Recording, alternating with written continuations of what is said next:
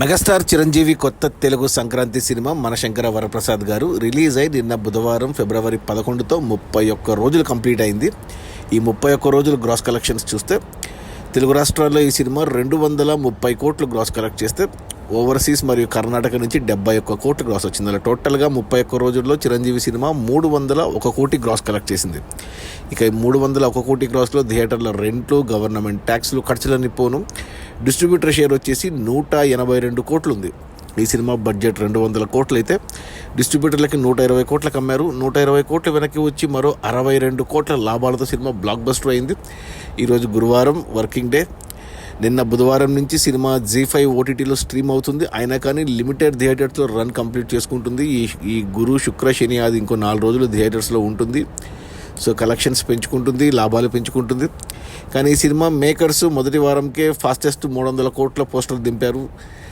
500 కోట్లు వస్తాయనుకుని 300 కోట్ల పోస్టర్ తొందరపడి దింపారు. ఆ తర్వాత రెండో వారంకి కలెక్షన్స్ తగ్గేసరికి 350 కోట్ల పోస్టర్ దింపారు. ఇక 25 రోజులకి 375 కోట్ల పోస్టర్ దింపారు. యాక్చువల్గా ట్రేడ్ ప్రకారం చూసుకుంటే ఇప్పటి వరకు వచ్చింది 301 కోటి గ్రాస్. ఇక ఈ సినిమా 35 రోజుల తర్వాత థియేటర్స్లో ఉంటుందా అంటే ఉండొచ్చు. కొన్ని సెంటర్స్లో అంటే రికార్డ్స్ కోసం 50 రోజుల కోసం ఆడే ఛాన్సెస్ ఉన్నాయి ఓటీటీలో ఉన్నా. కానీ అది మన చిరంజీవి, అనిల్ రావిపూడిల కొత్త తెలుగు సినిమా Venkatesh, Nayanthara and music by Bheem Cecilio release అయిన 31 రోజుల్లో 301 కోటి గ్రాసు. అందులో డిస్ట్రిబ్యూటర్ షేర్ వచ్చేసి 182 కోట్లు. సినిమా బడ్జెట్ 200 కోట్లు. డిస్ట్రిబ్యూటర్లకు 120 కోట్లకు అమ్మారు. 62 కోట్ల లాభాలతో సినిమా బ్లాక్ బస్టర్.